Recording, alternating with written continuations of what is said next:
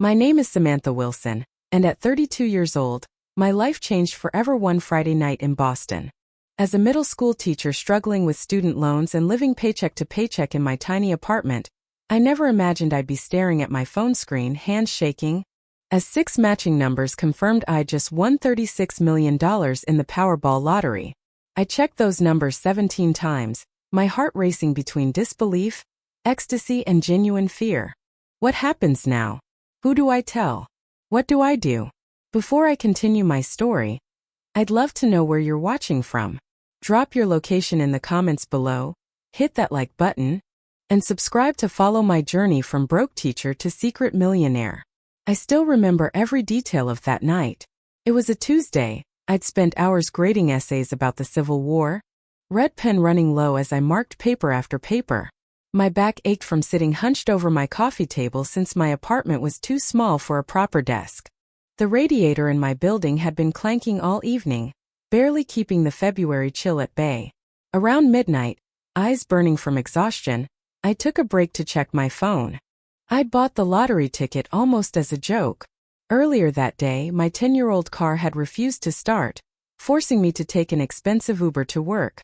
Then during third period, an irate parent had called to berate me about her son's B+ grade, insisting he deserved an A despite his missing assignments. Walking home in the freezing rain, I'd stopped at the corner store where Frank, the owner, was advertising a massive Powerball jackpot. On impulse, I spent my last $5 on a ticket, something I'd done maybe 3 times in my life. "You never know, Ms. Wilson," Frank had said with a wink. "Maybe your luck's about to change." When I matched the first number, I smiled. The second match made me chuckle. By the third, my heart started beating faster. The fourth had me sitting up straight. The fifth made me gasp out loud. And when that final number matched, I dropped my phone like it had burned me. "No way," I whispered to my empty apartment. "No freaking way." My hands trembled so badly I could barely pick my phone back up. I navigated to the official lottery website to double-check the numbers. They matched. I checked again, and again, and again. I started laughing, then crying, then both simultaneously. I paced my tiny apartment, 11 steps from wall to wall, running my hands through my hair. $36 million. $36 million. I didn't sleep that night. Instead, I researched everything about lottery winners. What I found terrified me. Stories about winners whose lives imploded after their windfall. Families torn apart by greed. Strangers with endless sob stories and hands outstretched. Bankruptcy within 5 years. Depression. Even murder. One pattern became clear. Those who went public suffered the most. Those who somehow maintained anonymity had at least a fighting chance at happiness. Massachusetts is one of the few states that allows lottery winners to remain anonymous. And I decided immediately that's what I would do. But even with anonymity, I faced another question. Who in my life could I trust with this information? The next morning, I called in sick to school for the first time in 3 years. I dressed in clothes I rarely wore. A floppy hat, oversized sunglasses, and a coat I'd bought years ago but found too flashy for teaching. I didn't want anyone recognizing me at the lottery office. The lottery officials were kind but businesslike. They'd seen it all before. The shock, the disbelief, the giddiness. A stern-faced woman named Janet walked me through the process. "You've made a smart choice staying anonymous," she told me. "But understand that money changes everything. Especially how people see you." "I'm not telling anyone," I said firmly. Janet's expression softened slightly. "That's what they all say. But secrets this big have a way of getting out." After signing numerous documents, I was directed to a financial advisor named Derek Hamilton, who specialized in sudden wealth management. In his sleek downtown office, with Boston Harbor visible through floor-to-ceiling windows, I felt wildly out of place in my disguise. "You can take off the sunglasses, Ms. Wilson," he said with an amused smile. "This office is completely confidential." Derek was in his 40s, with salt and pepper hair and a calming demeanor that immediately put me at ease. As I explained my decision to keep the win secret, he nodded thoughtfully. "It's not a bad instinct," he admitted. "But eventually you'll want to share this with someone. When that time comes, be extremely cautious. Money doesn't just reveal other people's characters, it transforms them. What do you mean? I've seen lifelong friendships and loving families destroyed within months of a windfall, he explained. People who were kind and generous before suddenly feel entitled to your money. They convince themselves they deserve it more than you do. I thought about my family, my younger sister Allison, my older brother Mike, my parents Barbara and George. We weren't particularly close, but we weren't estranged either. Would they change if they knew? If you want to know who you can trust, Derek suggested, test them before revealing your wealth. The idea took root instantly. I could observe how my family treated me when they thought I was struggling. If they showed compassion and support without knowing about my money, perhaps they could be trusted with the truth later. I need to set up secure accounts first, I said. Of course, Derek agreed. We'll create a trust, diversify your investments, and set up inconspicuous banking channels. But Ms. Wilson, the human element of this, figuring out who you can trust, that might be the most challenging part of your new reality. After a week of financial planning, my test was ready to begin. I called my younger sister Allison first. We spoke occasionally, usually on birthdays and holidays. She lived in a nice suburb with her husband Todd and their 2 children. Allison? It's Sam. I'm in a bit of trouble. The school is cutting staff and I've been laid off. I'm having trouble making rent. And I was wondering if I could stay with you just until I find a new position. Allison lived in Brookline, an affluent suburb just outside Boston proper. Her house was exactly what you'd expect. A colonial-style home with professional landscaping, a 2-car garage, and a playset visible in the backyard. As I parked my struggling Toyota in the pristine driveway, the contrast between our lives had never felt starker. Sam! Allison greeted me with a hug when I arrived. Her blonde hair was perfectly highlighted, her casual outfit clearly expensive. Come in, come in. The kids are so excited to see their Auntie Sam. Her 7-year-old son Jason and 5-year-old daughter Emma came running, genuinely happy to see me. I knelt down to hug them, their innocent affection warming my heart. At least with children, you always know where you stand. Thanks so much for this, Ali, I said, following her inside. I promise I won't be in your hair for long. Oh, don't worry about it, she waved dismissively. That's what family is for, right? Todd and I are happy to help. The inside of their home was just as impressive. Open-concept kitchen with marble countertops, hardwood floors throughout, and tasteful artwork on every wall. She led me to what would be my room, the playroom with a sofa bed already pulled out. Sorry, it's not the guest room, she said, not sounding particularly sorry.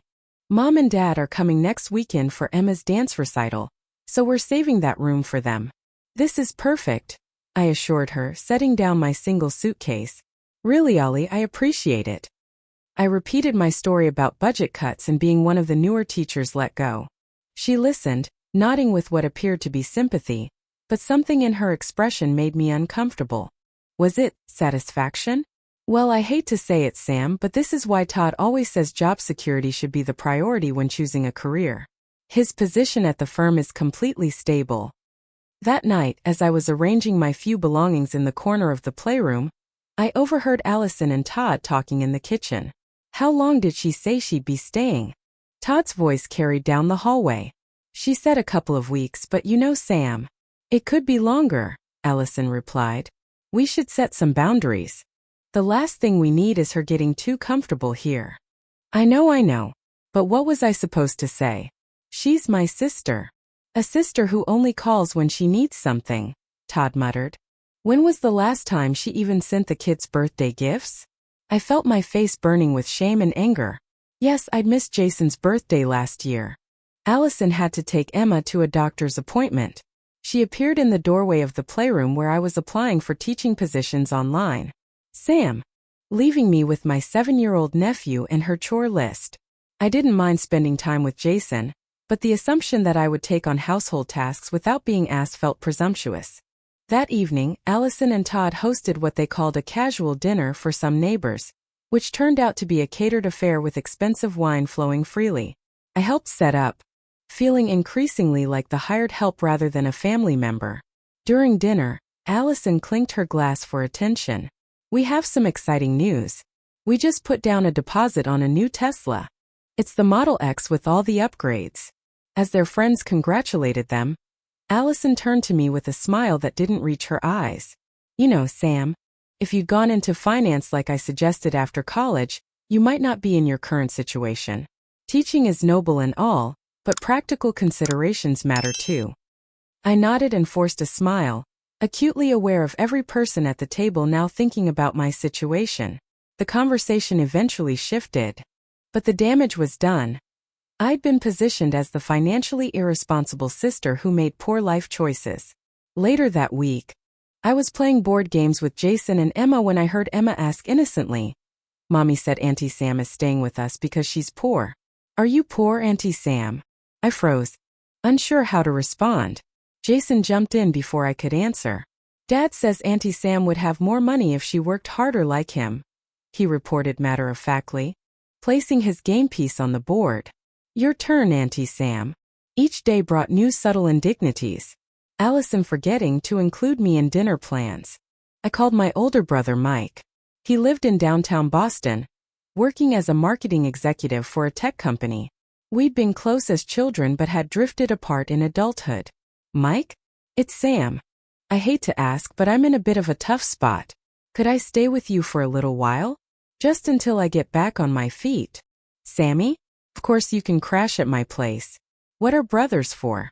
Come tomorrow. I'll text you the address." As I packed my suitcase, I tried to ignore the knot in my stomach. One family test down, one disappointment confirmed. Would Mike be different? He boomed, enveloping me in a bear hug that smelled of expensive cologne. Come in, come in. Mi casa yes su casa." Unlike Allison's home, with pristine countertops and high-end appliances that probably never saw action beyond the occasional coffee. "This is amazing," I said, turning in a slow circle to take it all in. "You've done really well for yourself." "Can't complain," Mike said with a practiced modesty that didn't quite land. "Tech marketing pays the bills. Now tell me what's going on with you." "Something about getting laid off." I repeated my cover story while Mike listened, his expression appropriately concerned. When I finished, he shook his head sympathetically. "That's rough, Sammy. But maybe it's a blessing in disguise. Teaching was never going to make you rich, you know? Now you can pivot to something with actual growth potential." Despite the familiar criticism of my career choice, I felt hopeful. Mike seemed genuinely concerned, not judgmental like Allison. "Tonight we're going out," he declared. "My treat. There's a new restaurant in Back Bay I've been dying to try." Dinner was spectacular. A trendy fusion place with small plates that cost more than I usually spent on a week's groceries. The pay would be way better too. "That's really thoughtful, Mike. I'd appreciate any connections." He reached across the table and squeezed my hand. "That's what family is for, right? We look out for each other." By the time we returned to his apartment, I felt reassured. Maybe Mike would pass my test after all. The next morning, however, brought the first hint that things weren't as they seemed. Mike was making coffee when he casually brought up an investment opportunity. "It's basically a sure thing," he explained, leaning against his expensive marble countertop. "My buddy Ryan's startup is doing a friends and family round before their Series A. Minimum buy-in is only $800, and these shares could easily be worth 10 times that in a year." "That sounds great," I said carefully. "But I don't have $800 right now. I'm barely making my student loan payments." His tone made situation sound like a contagious disease. "Maybe when I get back on my feet," I offered. "Yeah, sure," he said, but his enthusiasm had noticeably dimmed. Anyway, he was hardly home at all. By the weekend, Mike had a date over. A woman named Tiffany who seemed surprised to find me there. "Oh, Mike didn't mention his sister was staying here," she said, giving me a quick once-over. "It's just temporary," I explained, feeling increasingly unwelcome. "Mike is so generous," Tiffany gushed. "Always helping everyone." Mike appeared uncomfortable. He was conveniently busy with work events, leaving me alone in his apartment most evenings. I began to suspect he was avoiding me. One afternoon, I returned early from a job interview to find Mike rummaging through my suitcase. He jumped when I entered the room looking guilty. What are you doing? I asked, anger rising in my throat. Sorry. I was looking for my charger. Thought you might have borrowed it, he said smoothly, but his eyes didn't meet mine. In my suitcase? I already checked everywhere else. He shrugged, then checked his watch. Hey, I'm late for a thing. We'll catch up later. That night, I carefully examined my belongings. Nothing seemed missing. But I couldn't shake the feeling that Mike had been looking for something specific. Perhaps anything valuable he could borrow. The final straw came a week into my stay. Mike came home earlier than usual, clearly agitated. Look, Sammy, he began without preamble. I don't want to be a jerk, but my lease has strict rules about long-term guests. The building manager mentioned something today. I've only been here a week, I pointed out. I know. But the thing is, I'm paying premium rent for this place. And my utilities have gone up with you here. I stared at him in disbelief. Are you asking me to contribute financially? When you know I just lost my job. For $100 for a week of mostly being avoided in an apartment where I slept on a sofa? The request was so outrageous I almost laughed. I don't have $400, Mike. I thought you were helping me out. His expression hardened. I am helping you out. Do you know what hotels cost in this neighborhood? I'm just asking you to be fair about this. In that moment, I saw my brother clearly. When he thought I might have money to invest in his friend's startup, I was favorite sister Sammy. When he realized I had nothing financial to offer, I became a burden. An unwelcome responsibility cutting into his bachelor lifestyle and wallet. I'll leave tomorrow, I said quietly. Don't be dramatic, Mike sighed. I'm not kicking you out. I'm just asking you to contribute. No, you're right. I've imposed enough. I kept my voice steady despite the hurt coursing through me. I'll call Mom and Dad. Maybe I can stay with them for a bit. Mike looked relieved. That's probably for the best. Their place is bigger anyway. That night, as I lay on Mike's uncomfortable designer sofa, I called my parents. 2 family tests. 2 disappointments. Would my parents be any different? The familiar winding driveway of my childhood home brought unexpected emotions as I pulled up to the modest colonial where I'd grown up. The maple tree I'd climbed as a child still stood in the front yard, though it seemed smaller now. The blue shutters needed repainting, and the front porch sagged slightly, signs of maintenance deferred. Before I could even grab my suitcase from the trunk, the front door flew open and my mother rushed out, arms extended. Samantha, she called, her face a mixture of concern and joy. At 65, Barbara Wilson's hair had turned completely silver, but her energy remained undimmed. George, she's here. My father appeared in the doorway, tall and slightly stooped, his kind eyes crinkling as he smiled. Unlike my siblings' calculated greetings, my parents' welcome felt genuine. Mom hugged me tightly, smelling of the same lavender perfume she'd worn my entire life. We've been so worried, she murmured into my hair. When you called about losing your job, we just couldn't believe it. Dad took my suitcase without comment, squeezing my shoulder as he passed. Your room's all ready for you, kiddo. Stayed exactly the same since you left for college. And it had. Walking into my childhood bedroom was like stepping back in time. The faded blue walls covered with my high school achievements, the twin bed with the quilt my grandmother had made. Bookshelves still lined with my favorite novels and textbooks. I ran my fingers over the desk where I'd studied for countless exams, written college applications, dreamed of becoming a teacher. We ordered your favorite for dinner, Mom called from downstairs. That veggie pizza from Antonio's. Dinner felt like old times. We ate in the kitchen instead of the formal dining room, sharing the pizza straight from the box. My parents asked about my job search, offering encouragement without the judgment I'd received from Allison and Mike. Teaching is a calling, Dad said firmly. The validation meant everything. You can stay as long as you need, Mom added, patting my hand. This is your home too. I slept better that night than I had in weeks, surrounded by the comfortable nostalgia of my childhood, feeling genuinely supported for the first time since my lottery win. Over the next few days, I settled into a pleasant routine. I'd help Mom with breakfast, spend mornings applying for teaching positions online, join Dad for walks in the afternoon, and assist with dinner in the evening. We watched their favorite game shows, played cards, and talked about everything except my financial situation, which they tactfully avoided mentioning. About a week into my stay, I noticed the leak. A small water stain on the kitchen ceiling that grew slightly larger each day. When I pointed it out, Dad sighed. Yeah, the roof's needed replacing for a couple years now. We've been patching it. But, he shrugged, the gesture conveying what went unsaid. They couldn't afford a proper repair. I began noticing other signs of financial strain. The thermostat kept unusually low. Mom cutting coupons with intense concentration at the kitchen table. The ancient water heater that required perfect timing for a warm shower. The prescription bottles Dad discreetly checked prices on when refilling.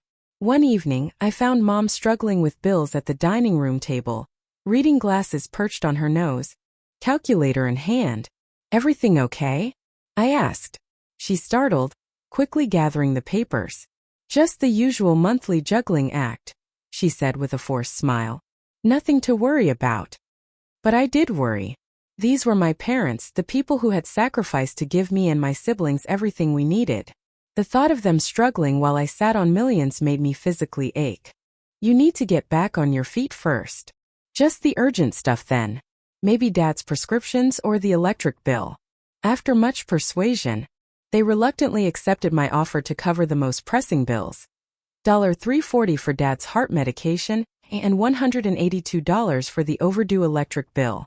I wrote the checks from my pre-lottery account, which still contained my modest teacher's savings.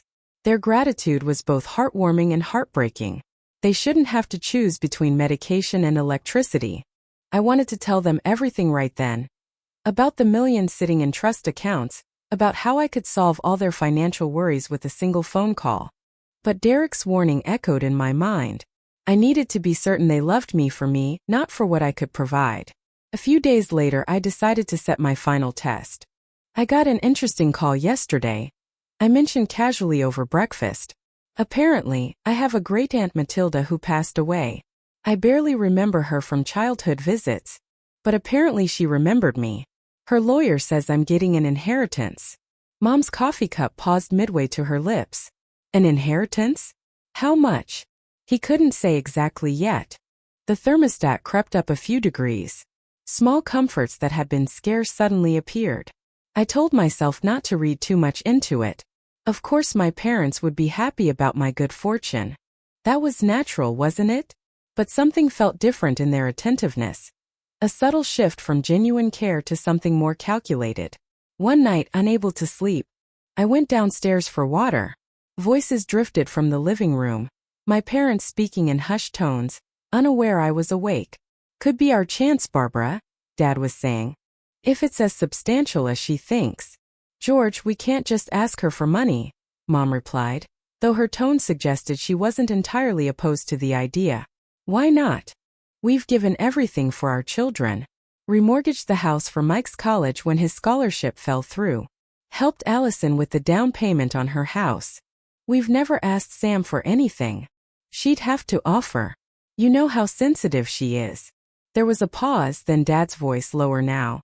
If we could just pay off the mortgage and medical bills, we could finally retire.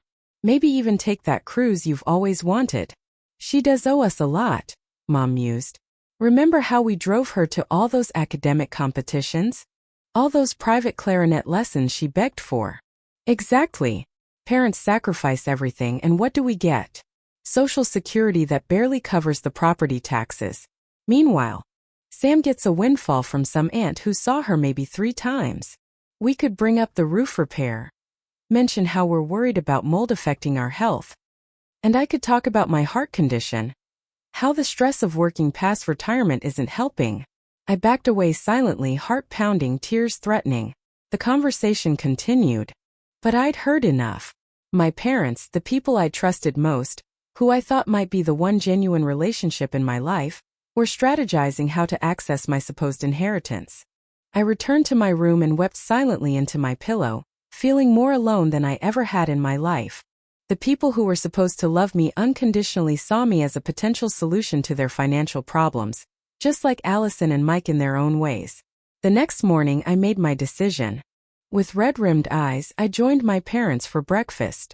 They chatted cheerfully about weekend plans, as though I hadn't overheard their true thoughts.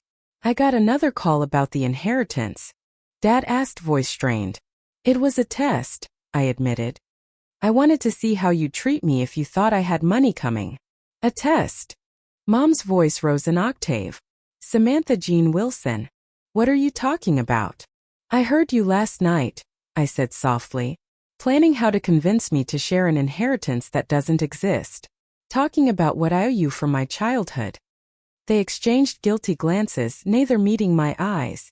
You misunderstood, Dad attempted weakly. We were just.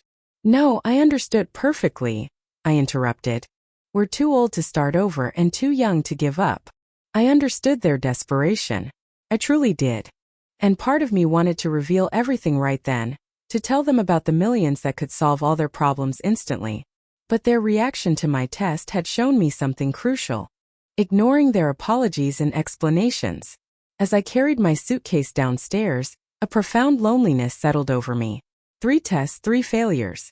The millions in my account suddenly felt like a curse rather than a blessing. Where will you go? Dad asked as I reached the front door. I don't know yet, I answered honestly. But I'll figure it out.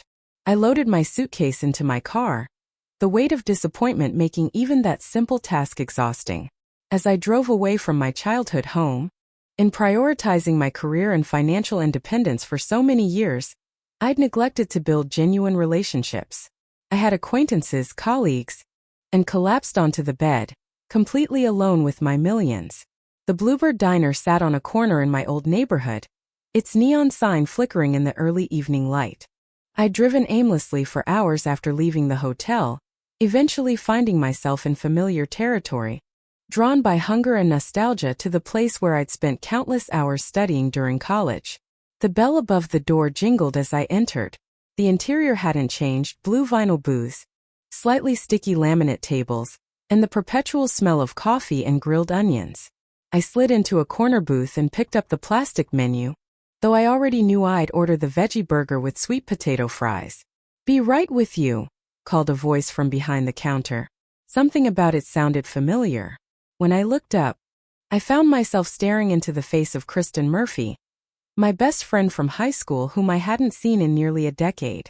Her red hair was shorter now, pulled back in a practical ponytail, and fine lines had formed around her eyes, but her freckled smile remained exactly the same.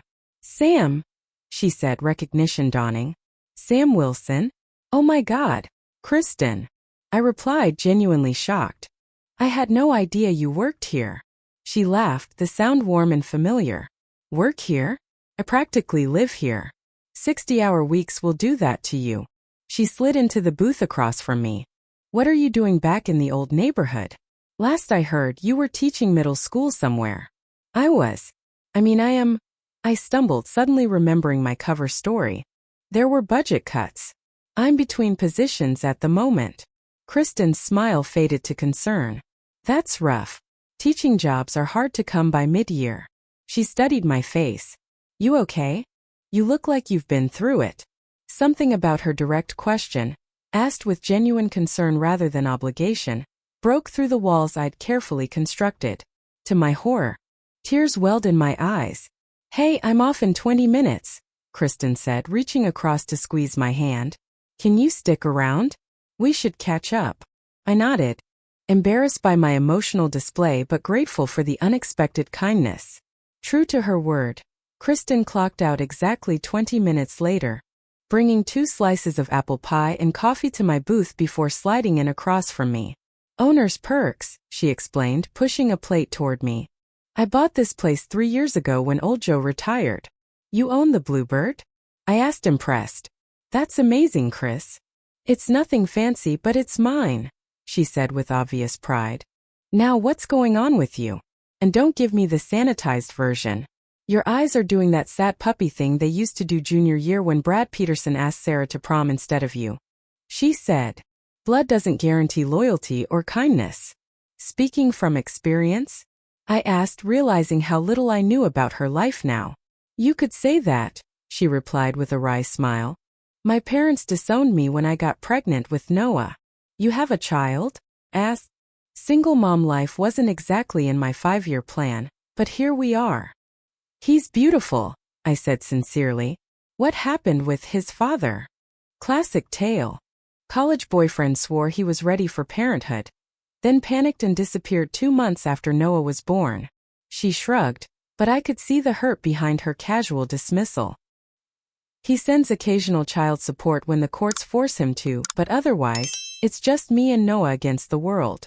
As Kristen spoke about her life, the challenges of single parenthood, buying the diner with a high-interest loan, working endless hours while juggling childcare, I felt increasingly humbled. Here was someone with genuine struggles, yet she still made time to comfort an old friend.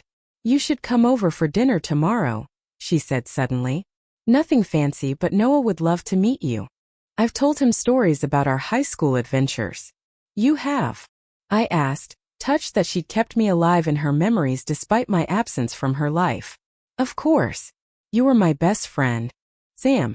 Those bonds don't just disappear. But they do, I thought sadly. I'd let our friendship fade when life took us in different directions, me to college and then teaching, Kristen staying local to help with her ailing grandmother. I hadn't been there for her pregnancy, her breakup, the birth of her son. Yet here she was treating me like no time had passed. I'd love to come to dinner, I said, meaning it more than she could know. Kristen's apartment was above a laundromat in a working-class neighborhood, the building old but well-maintained. When she opened the door, a small red-haired missile immediately launched himself at her legs. Mommy's home, Noah shouted, then noticed me standing behind her. He ducked shyly behind Kristen, peeking out with curious eyes. Noah, this is my friend Miss Sam, Kristen explained, ruffling his hair. She's going to have dinner with us tonight. Do you like dinosaurs? He asked seriously, emerging slightly from behind his mother. I love dinosaurs, I replied with equal seriousness, especially Triceratops. This was apparently the correct answer, as Noah immediately grabbed my hand and pulled me toward a collection of plastic dinosaurs arranged in an elaborate battle scene on the living room floor. The apartment was small but inviting, a combined living room and kitchen, with 2 doors that presumably led to bedrooms. Every surface featured evidence of a child. Drawings stuck to the refrigerator, toys organized in colorful bins, a small table and chair in the corner with crayons and paper.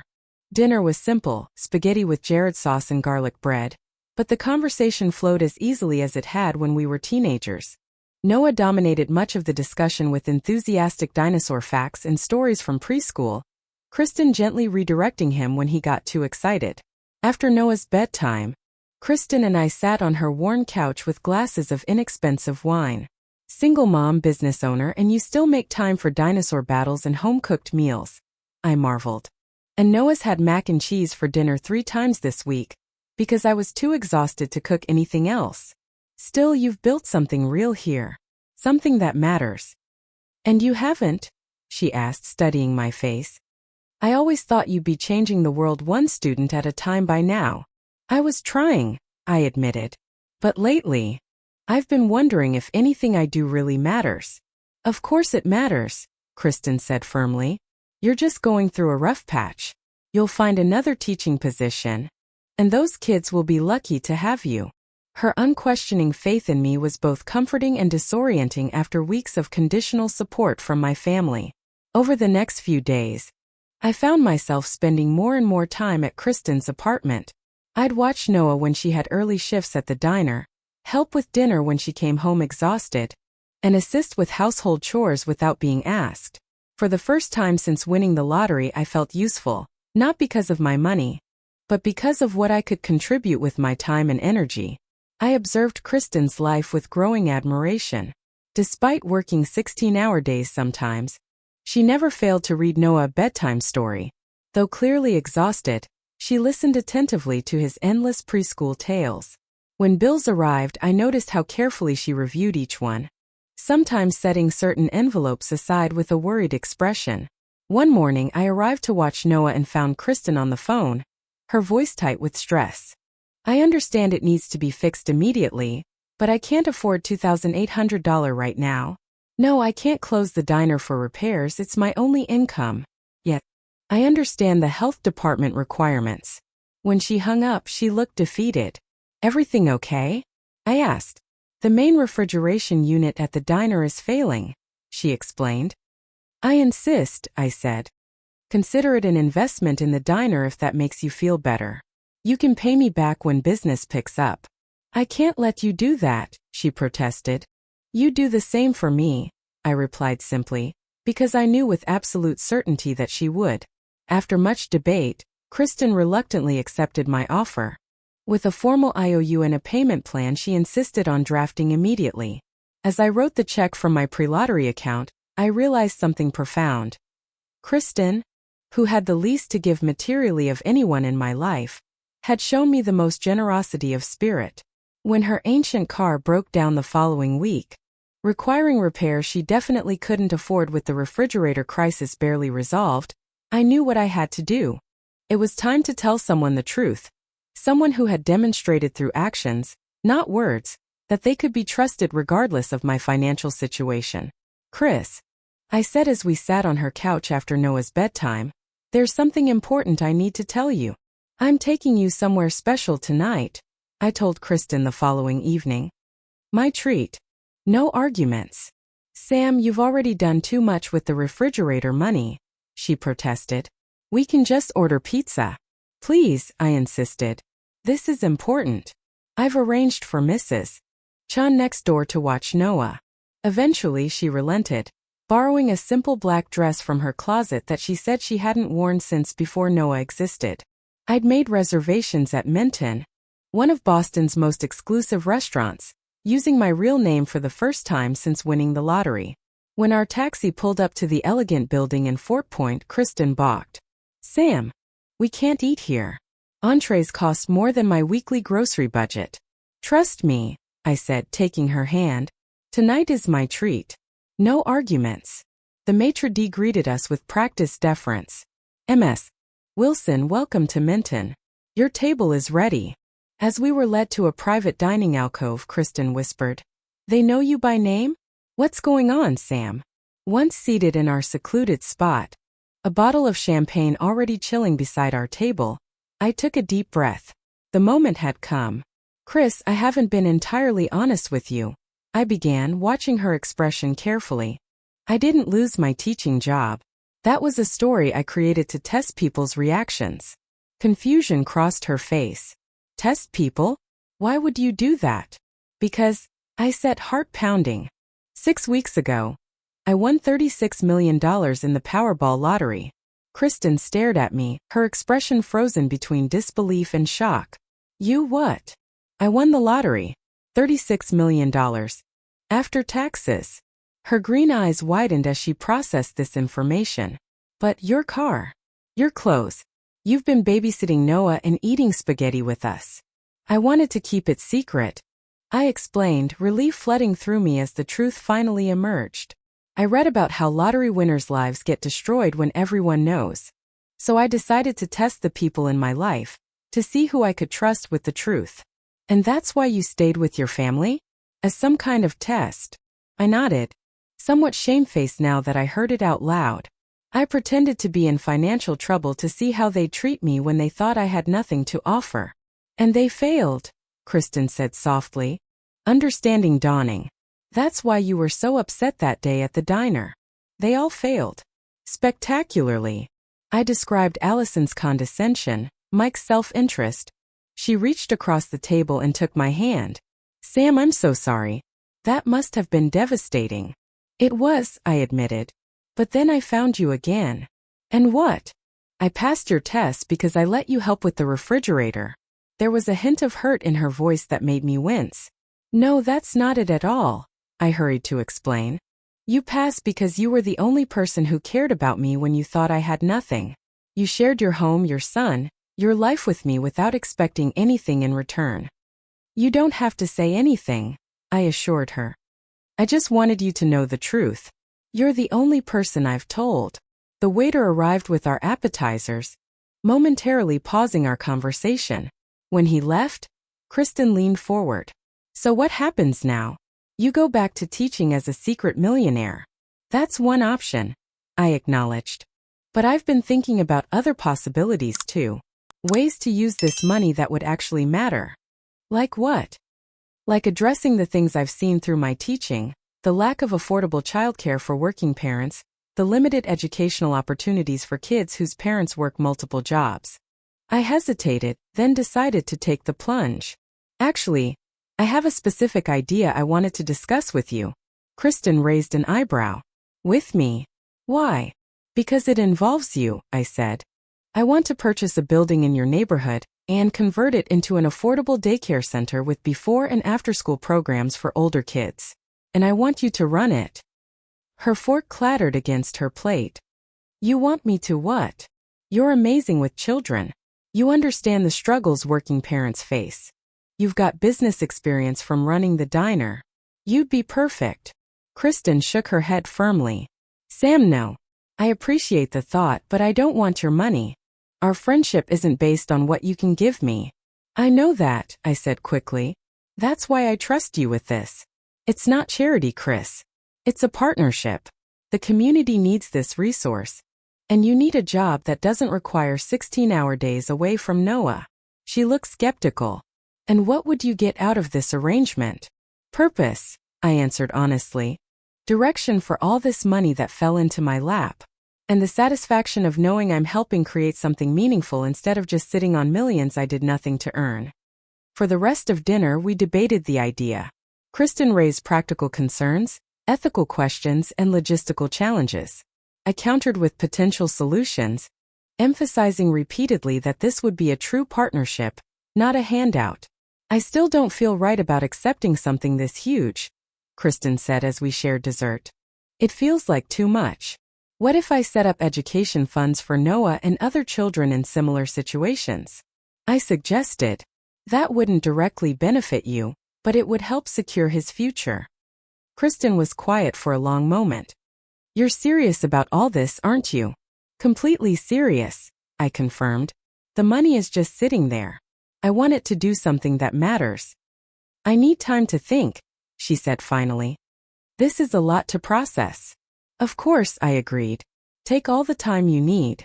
As we left the restaurant, Kristen hugged me tightly. Thank you for trusting me with the truth, she whispered. Whatever happens with your plans, that means everything. Over the next few weeks, Kristen and I continued our discussions about the daycare center. I showed her properties I was considering, introduced her to my financial advisor Derek, and outlined the legal structure that would make her a true partner, not an employee. Gradually, her resistance softened as she began to see the potential impact on her community. The turning point came when we toured an abandoned community center, just 3 blocks from her apartment. Noah's preschool has a waiting list of over 60 children, she mentioned as we walked through the spacious rooms. Most of the parents work multiple jobs. Affordable childcare in this neighborhood would be life-changing for so many families. I've made a decision, she said without preamble. I'll do it, but with conditions. First, I want to buy into the business legitimately, even if my contribution is much smaller than yours. Second, I want to keep running the diner until the daycare is established, with eventual plans to sell it. And third, I want everything in writing reviewed by my own lawyer. Done. And absolutely done. I agreed, relief and excitement flooding through me. Partners, she confirmed. While the paperwork and renovations for the daycare center progressed, our little family unit expanding in organic, meaningful ways. One evening, as Kristen and I sat at her kitchen table reviewing architect plans for the daycare center, she looked up suddenly. You could have just bought a mansion and a sports car like a normal lottery winner, she observed. Instead, you're living above a laundromat and planning a daycare center. I laughed. Maybe I'm not normal. Definitely not normal, she agreed with a smile. But I'm glad. The world has enough mansions and sports cars. It needs more people who care about making a difference. In that moment, surrounded by blueprints and budget spreadsheets, I felt something I hadn't experienced since before the lottery win. Genuine happiness, untethered from wealth or status. I had found purpose for my money and, more importantly, an authentic connection with someone who valued me for myself. The real wealth, I realized, wasn't in my bank accounts. It was sitting across from me at a scratched kitchen table, red hair pulled back in a messy ponytail, determination in her eyes as she planned our shared future. 1 year after my revelation to Kristen, the Neighborhood Kids Center opened its doors to 38 children ranging from 6 months to 12 years old. The renovated building gleamed with fresh paint, new playground equipment, and classrooms stocked with educational materials. Solar panels on the roof, my insistence, meant operational costs stayed low, keeping the center affordable for working families. Kristen thrived as the director, her natural warmth and organizational skills making her beloved by children and parents alike. She'd sold the diner to her assistant manager 6 months earlier, using her portion of the proceeds to legitimately buy into our partnership, just as she'd insisted. I had resigned from teaching, flowing outward to create ripples of positive change, rather than stagnating in investment accounts. My relationship with my family had fundamentally changed. They eventually discovered my lottery win through a local news story about the daycare center opening. The article, while respecting my wish for privacy regarding the exact amount, mentioned that I had come into a significant inheritance that funded the project. The calls and texts came immediately, first from Mike, then Allison, finally my parents. Derek accompanied me as moral support, and to help address any financial questions they might raise. The reunion was as awkward as I'd anticipated. My family arrived together. "Why didn't you tell us?" Mom asked almost immediately after stilted greetings were exchanged. "We're your family." "I think you know why," I replied calmly. "My experience staying with each of you made it clear how I'd be viewed if you knew about the money." "That's not fair, Sam," Allison protested. "You deliberately misled us." "And we all failed," Dad said quietly, the first to acknowledge the obvious. "You did," I confirmed, not unkindly. "Each in your own way." What followed was a difficult but necessary conversation. Mom cried, insisting they would have treated me the same regardless of my financial situation. A claim we all knew wasn't true. Lottery or no lottery, that's not how you treat family. By the end of our meal, tentative peace had been established. I made my boundaries clear. Or contributing to education funds for Allison's children. Money reveals character, but it doesn't have to permanently define relationships, Derek told them as we prepared to leave. Sam is offering you a second chance to show who you really are. Some family members adapted better than others to this new reality. Dad and I developed a hobby restoring vintage cars together. Something he'd always wanted to do but never had time for. Mom struggled more, occasionally making tone-deaf comments about my obligation to share blessings. But she made genuine efforts to see me as a daughter rather than a financial resource. Mike surprised everyone by asking for a loan to start his own marketing firm, presenting a detailed business plan and repayment schedule. I agreed, with formal contracts and market rate interest, a business arrangement rather than a handout. Allison remained the most distant, her pride apparently wounded by the revelation that I had tested and judged them all. Kristen and Noah became my chosen family, our bond strengthening through shared purpose and genuine affection. Noah called me Auntie Sam, and spent as much time in my apartment as his mother's, especially after I converted the second bedroom into a dinosaur-themed space just for him. The foundation grew, funding after-school programs, teacher grants, and summer learning initiatives. I found unexpected fulfillment in reviewing proposals and visiting recipient programs, witnessing firsthand how strategic giving could create lasting change. Romance entered my life unexpectedly through Ethan Goldstein, the foundation's legal advisor.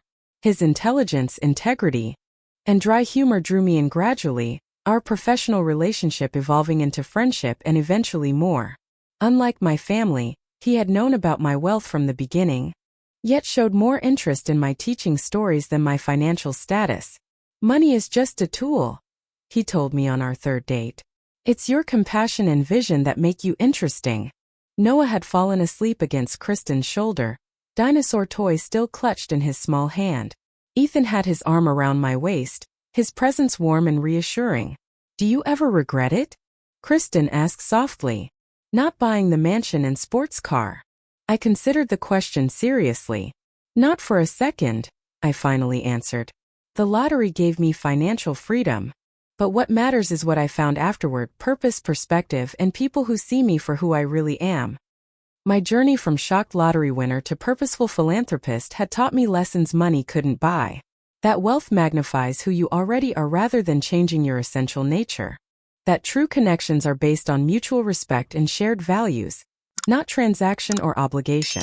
That giving with thought and intention creates more lasting happiness than accumulation ever could.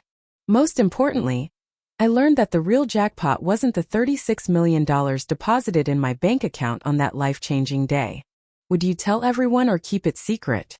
Who in your life would you trust with the truth? I'd love to hear your thoughts in the comments below. If you enjoyed this story, please hit that like button, subscribe to hear more of my journey, and share with someone who might need a reminder about what truly matters in life. Thank you for listening to my story. And remember, sometimes our greatest wealth isn't counted in dollars, but in the authentic connections we create along the way.